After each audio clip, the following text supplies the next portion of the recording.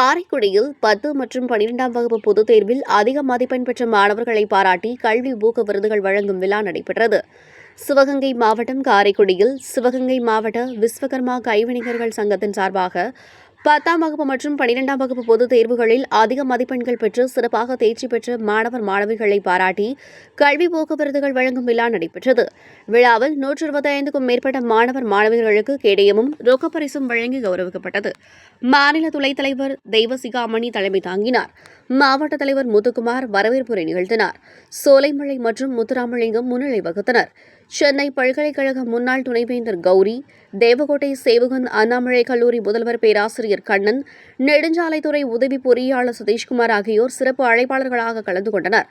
மாவட்ட செயலாளர் அப்பாவு ராமசாமி, பொருளாளர் ராஜ்குமார், மாவட்ட துணைத் தலைவர் கருப்பையா, அவைத்தலைவர் முருகேசன், கொள்கை பரப்பு செயலாளர் தமிழ்மதி நாகராஜன், சிவகங்கை விஸ்வகர்மா பொதுநல பூங்கா அறக்கட்டளை செயலாளர் கோபிநாத், பொருளாளர் ராமச்சந்திரன், நகை தொழிலாளர் சங்க செயலாளர் வைரவேல், பொருளாளர் காளிமுத்து, சோலை கருப்பையா, பார்த்திபனூர் வகுப்பு சங்க தலைவர் சுப்பிரமணியன், 5 ஸ்டார் அமைப்பின் தலைவர் பாலச்சந்திரன், கைவினைஞர்கள் முன்னேற்ற கழகத்தின் தலைவர் மூக்கையா, செயலாளர் கணேசன் உள்ளிட்ட பலர் கலந்து கொண்டு சிறப்பாக தேர்ச்சி பெற்ற மாணவ மாணவிகளை வாழ்த்தினர்.